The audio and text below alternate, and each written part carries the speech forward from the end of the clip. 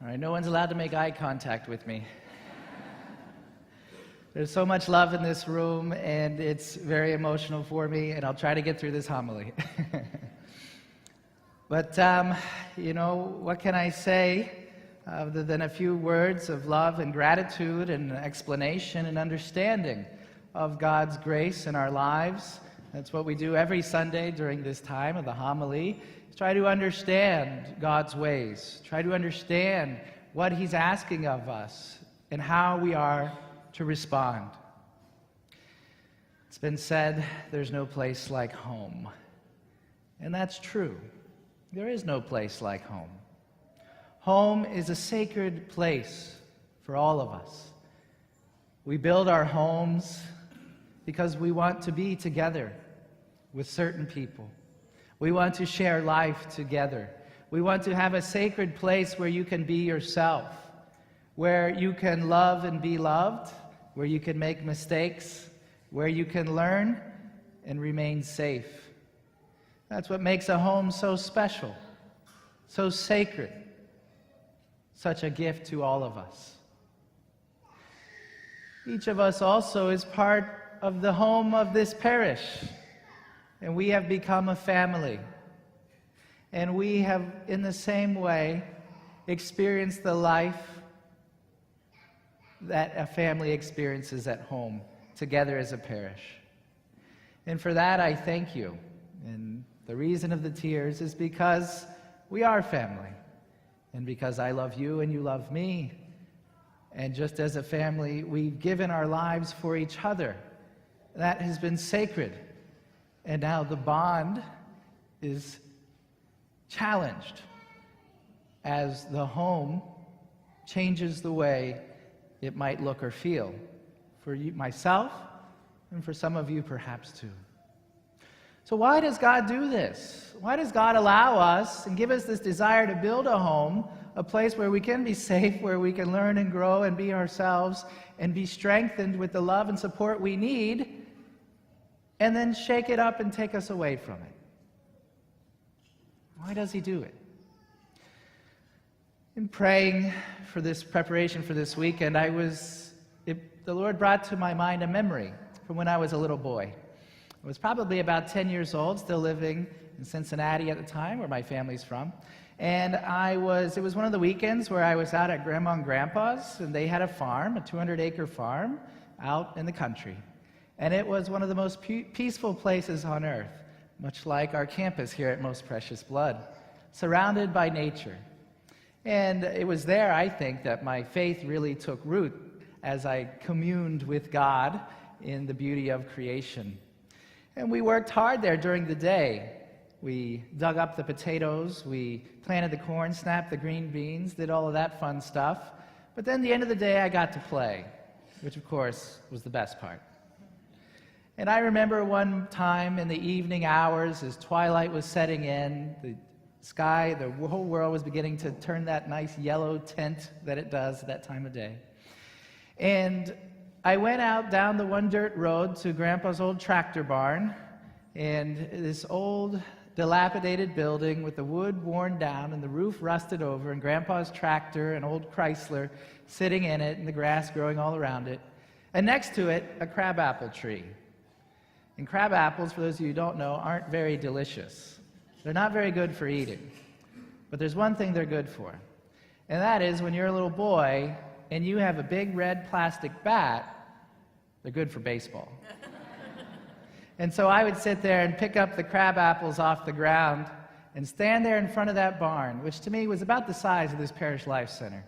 And I would sit there and I would try to throw up the apple and then hit a home run right over that barn. This memory came back to me this week. It's a beautiful memory for me. It's a memory of God's grace. It's a memory of fun. It's a memory of being there in front of a challenge and feeling like God was with me and was blessing me. That challenge, in a way, was fun. And that God's part was only to cheer me on, to encourage me, to keep swinging, to hit that home run. I think God also loves our homes. And in the same way, he looks into our homes, and he knows each and every single one of us. And he knows what we're capable of. He knows that we can stand in front of whatever challenge and hit a home run. And so he calls us to step out of our comfort zones and to embrace the challenges of life and to hit a home run. For there are many barns that we stand in front of in life, aren't there? Some bigger than others. But God, for his part, wants us to embrace the challenge, because it's in that we discover the true purpose of our lives and give glory to him in spreading his own goodness. And so God specifically goes and calls people to give up everything, to give up their own homes, to give up their own families, to be his disciple, so that they can go out and make a home for God in this world. Jesus himself says in the gospel, when others said they would follow him, he says, "Are you sure you want to do that?" But he's really saying in the end, I have no place to rest my head. I think it's a challenge for us to make room for God in the world, to give place for his wisdom, for his truth, for his guidance, to be what defines us and what orients all our decisions. And so, the Lord has called me once again to set out from my home, a place of safety and security, to go out into the world to make more room for God. And this is a gift. This is a blessing. And so I embrace the challenge with God's grace and change forever because of the time I've spent here with you all. You have loved me into the priesthood. You have opened your hearts and your families, your doors, your lives, your histories, everything you're going through in life in so many different ways. And for that, I am forever grateful. And so I can only say thank you at this, my final Mass. And thank yous are in order. In first place, I want to thank Father David for always recognizing my potential and always encouraging me to stand up and step up to the plate and to keep swinging even when I would strike out or get hit by the pitch. And building especially the Rosary Garden. That was a real labor of love. And also, when I finally realized, that Father David cared about me, I'll share this just to show, his soft side, was when I realized all of a sudden I would go downstairs and he made the coffee for me. It was great. It was great. So thank you for your mentorship and your friendship and the brotherhood we've shared. I say thank you to the staff of this church who was so kind to me also in helping me adjust to all of the goings-on at a parish this size. I'm so grateful to them for their kindness and generosity. So grateful to all of you who have shown me love in many different ways, have allowed me to be with you in moments of sickness, in moments of difficulties, in moments of loss.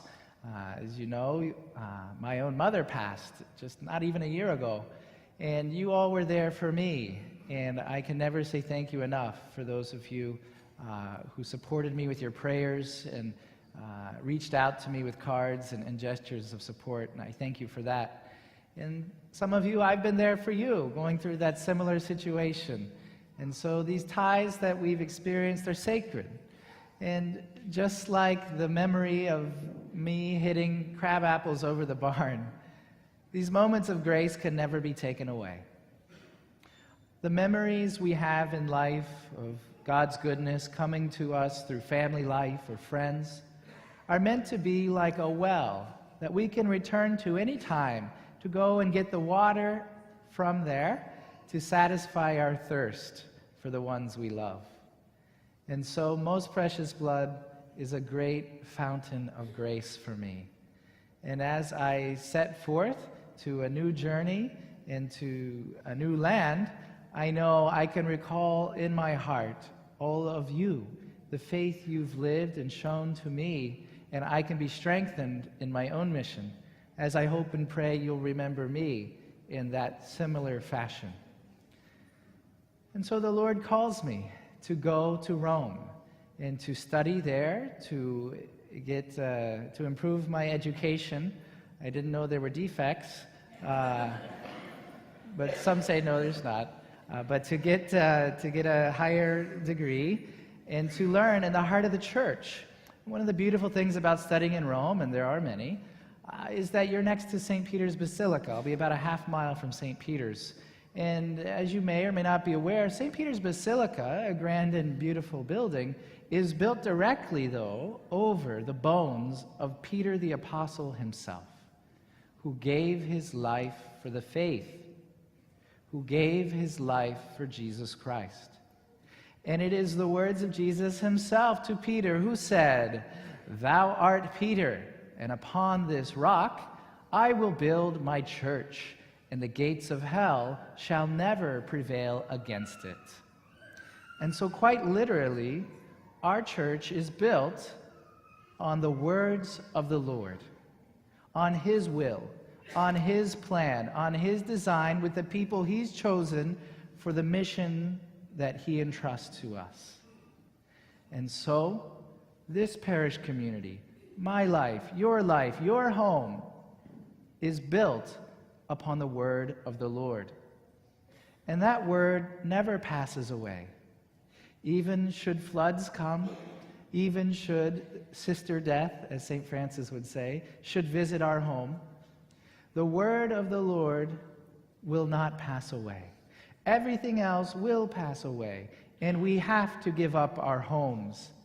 For in the end, our only home is with God. Our only home is in the church, which is the place of God's continual living presence, where his Spirit inspires us to follow Jesus, who is the author of our salvation. And so if there's anything I've learned in my life, it's that God will always be there. And so I don't have to worry, and you don't have to worry either. We are all in God's hands, and it's him whom we follow. And all of us have our part to play in contributing to his kingdom, in saying yes, in stepping up to the plate. And so if there's anything I could ask of you in my absence, it's that you all step up to the plate, and that you stand up in front of that barn, whatever it is, in our world, in our society, in our church, or in your personal life, and that you would hit a home run.